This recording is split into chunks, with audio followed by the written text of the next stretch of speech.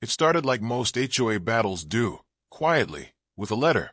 A crisp, overly formal envelope slipped into my mailbox, bearing the cold seal of the Homeowners Association. Inside was a notice that made my jaw clench. I was being fined for my yard signs. Not for neon billboards, not for flashing lights, not for anything outrageous. Just a couple of signs, simple, personal expressions that stood proudly on my lawn. Some were about community events, others about causes I believed in, and one was just a cheerful message for neighbors walking by. To me, they were harmless, even uplifting. But to the HOA, they were unsightly violations of community standards. And for that, I was slapped with a fine. It wasn't the amount that bothered me, though it wasn't small. It was the principle that someone somewhere thought they had the right to tell me what messages I could or couldn't put on my own property. At first, I did what anyone would do. I grumbled. I complained to a couple of neighbors. I thought maybe I could appeal the fine or argue it down.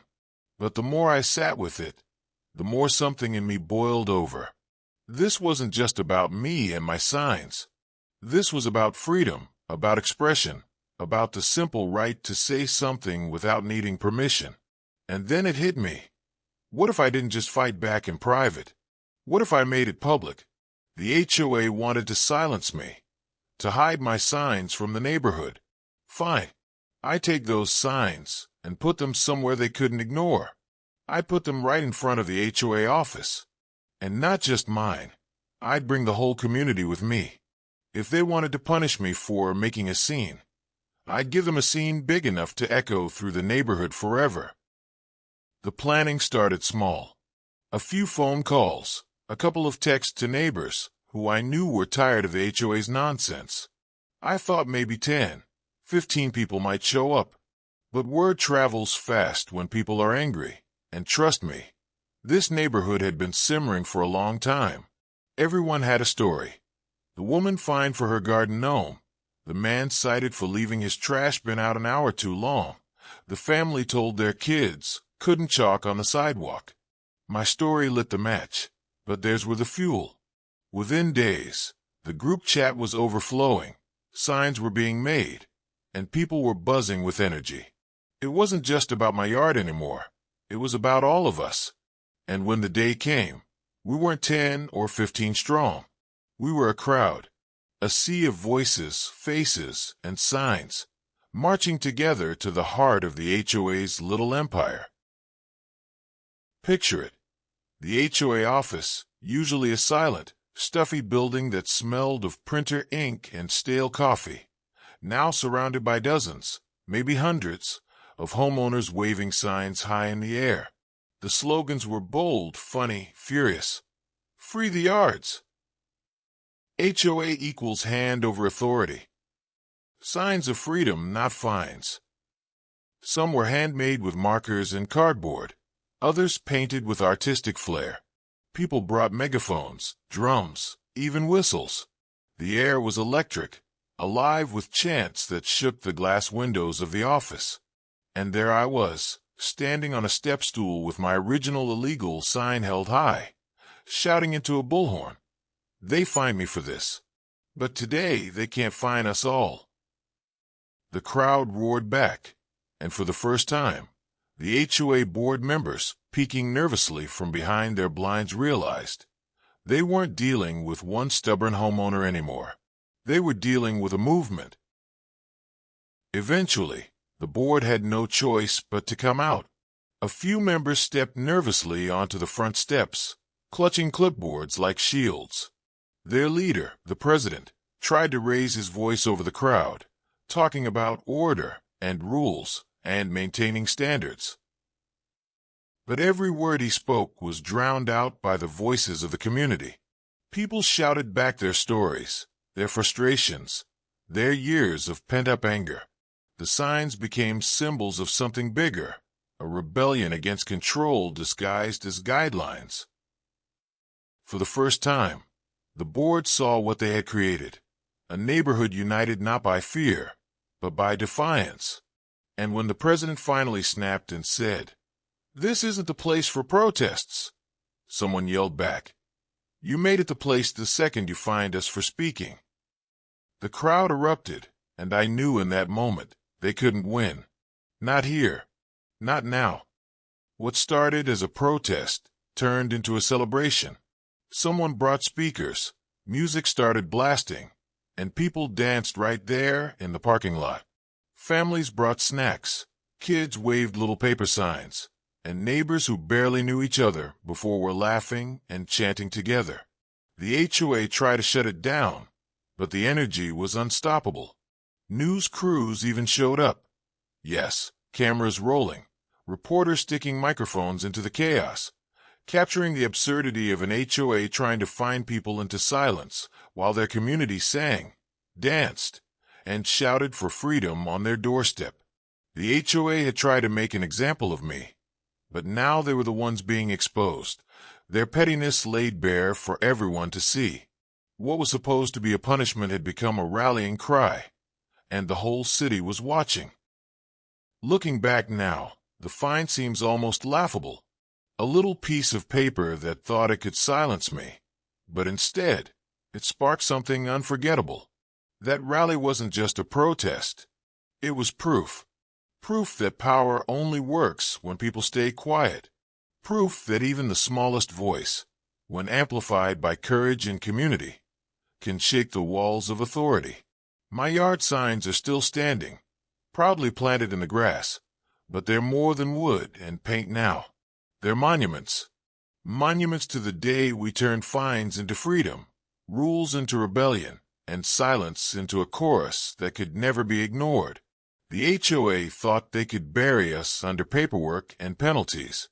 Instead, we planted our signs in their front yard and grew something stronger than they'll ever understand: unity. In the days after the rally, the neighborhood felt different. It wasn't just the memory of chants still echoing in our ears, or the footage of our protest looping on the evening news. It was something deeper, something that lingered in the way people smiled at each other when they passed on the sidewalk, in the way neighbors, who had once been strangers, now stopped to chat, to laugh, to reminisce about how they had stood side by side in front of that building. For so long, the HOA had managed to keep us divided. One fine here, one warning there, small battles fought in silence. But after that day, the silence was gone. We had found our collective voice, and it was loud. Even when the HOA tried to send more letters, their words fell flat.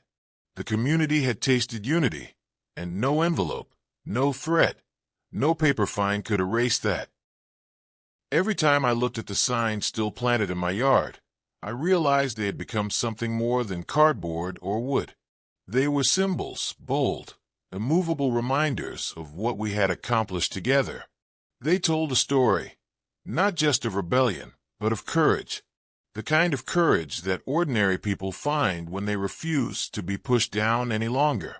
Neighbors began creating their own signs, not just about HOA rules, but about hope, pride, creativity, and love. Front lawns blossomed with messages. Our home, our choice. Community over control. Freedom lives here. It wasn't about defiance anymore. It was about identity. We weren't a neighborhood defined by an HOA boardroom anymore. We were a neighborhood defined by the people who lived and breathed within it.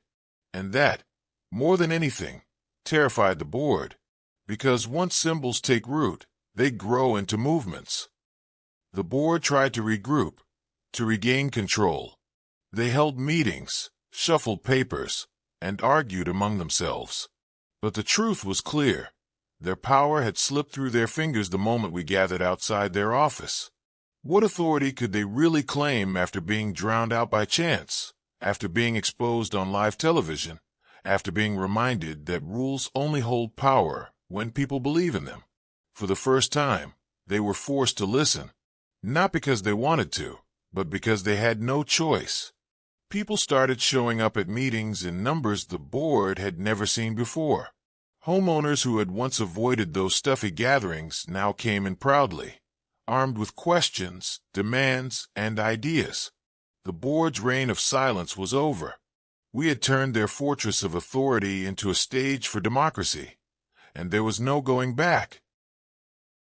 Months later, people still talk about that day as a turning point.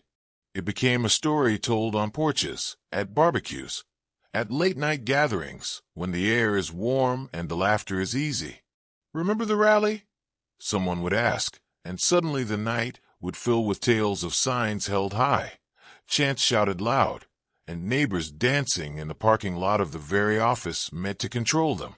Kids who had been there now draw pictures of protest signs in their notebooks, growing up with the understanding that standing up for yourself isn't just possible, it's powerful.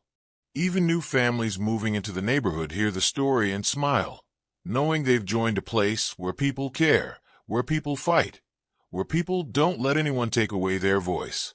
The HOA wanted obedience, but what they created was a legend, a reminder that when ordinary people unite, even the mightiest walls of control can crumble.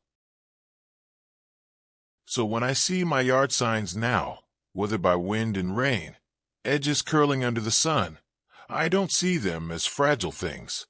I see them as eternal reminders. Proof that the human spirit doesn't bend easily. Proof that voices, once raised, cannot be silenced. The HOA thought they were enforcing rules, but what they really did was write themselves into the story of their own defeat. They handed us the spark, and we turned it into fire. A fire that still burns, not in anger, but in unity. A fire that lights up every street, every lawn, every gathering where neighbors remember that day and smile. And maybe, years from now, when the board members are long gone and the bylaws are forgotten, people will still look at those signs and say, "This is where it happened. This is where control was challenged and freedom won." What we started that day didn't stop at the rally. It grew roots. It spread like vines through our streets, weaving people together in ways none of us expected. Suddenly, neighbors were organizing community dinners, planting shared gardens, even helping each other fix fences and paint porches. Not because we had to, not because some rulebook demanded it, but because we wanted to. The HOA had tried to tell us what we couldn't do, but in resisting, we discovered everything we could do. We stopped waiting for permission. We stopped apologizing for joy. That's the real legacy of those signs. They weren't just symbols of defiance. They were seeds of connection. And those seeds, once planted, bloomed into a neighborhood more alive than it had ever been before. The funny thing about paperwork is how fragile it is. The HOA board clung to their rules and fines as if they were carved in stone, but paper crumbles. It fades.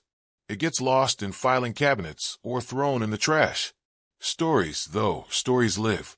Stories are told and retold, passed down like heirlooms, growing stronger every time they're remembered. And our rally became one of those stories. New neighbors heard it on their very first week. Kids who hadn't even been born yet grew up hearing it from their parents. Once upon a time, the tale began. The HOA tried to fine us into silence, and instead, we filled their doorstep with the loudest voices they'd ever heard. Paper is temporary. Stories are eternal. And our story is one they'll never erase. If there's one thing that day carved into stone, it's this. Power should never underestimate the people it tries to silence. The HOA thought they were the ones writing the rules, but they forgot something vital. Rules only matter if the people believe in them. The second we stopped believing, the second we stood up and said no more, their authority collapsed like a house of cards. That rally became more than a neighborhood dispute. It became a warning, not just to them, but to anyone who tries to govern through fear and fines instead of fairness and respect. Power built on control is brittle. It snaps under pressure. But power built on unity? That's unbreakable. And we proved it with nothing more than cardboard, markers, and voices that refused to be silenced. Sometimes, on quiet evenings, I sit on my porch and look at the signs that started it all. The paint is chipped, the wood is warped, and yet, to me, they glow brighter than ever. Because they're not just reminders of a fight won, they're reminders of the flame we lit. A flame that burns in laughter shared between neighbors, in children drawing chalk hearts on the sidewalks without fear, in music echoing from backyard gatherings where no one's checking the clock for rule violations. That flame belongs to us now, and it will keep burning long after this board, this HOA, and even this generation is gone. And when future neighbors see those signs and ask what they mean, we'll smile and say, "That was the day we found our voice, and it has been singing ever since." The strangest part about change is how quietly it settles in after the storm. One morning you wake up, step outside, and realize the air feels lighter, as if something heavy has finally lifted off your chest. That's what our neighborhood felt like after the rally. The streets, once lined with silent tension, now buzzed with life. People waved from their porches, kids raced their bikes down sidewalks, painted with chalk rainbows, and laughter spilled across fences that had once separated us. We weren't living under a rule book anymore. We were living with each other. The HOA had built their kingdom on control, but we had built something stronger: trust. It wasn't perfect, of course. No community ever is, but for the first time in years, it felt like home, not a battleground. The HOA board never fully recovered from that day.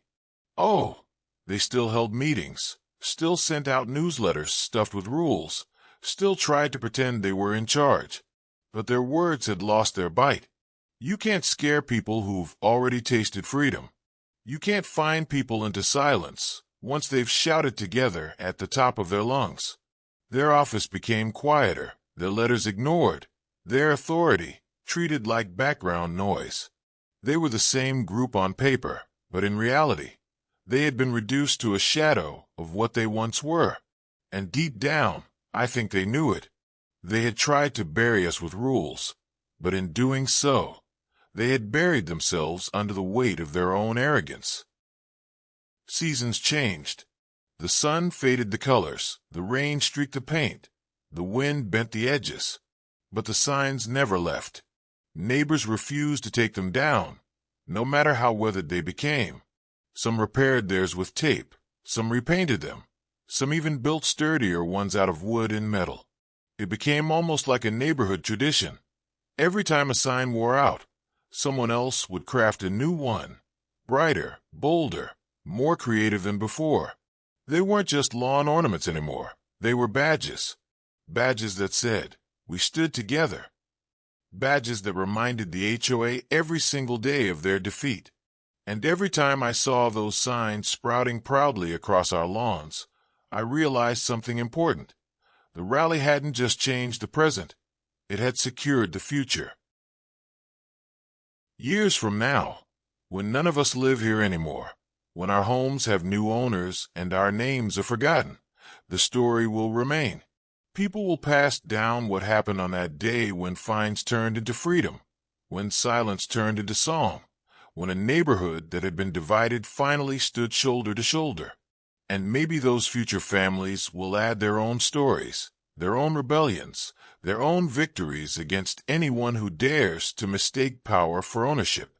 That's the true legacy. Not the signs, not the rally, not even the victory over the HOA. The legacy is the reminder that ordinary people, when pushed too far, can create something extraordinary. And that's something no rulebook, no bylaw, no boardroom will ever erase. Because the flame we lit isn't bound to this place.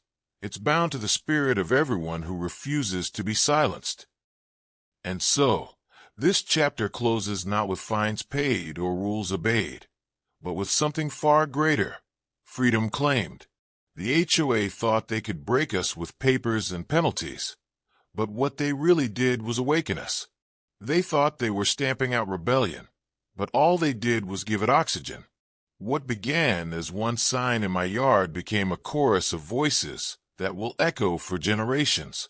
And even when the wood rots, when the paint peels, when time erases the physical signs from our lawns, the spirit behind them will endure.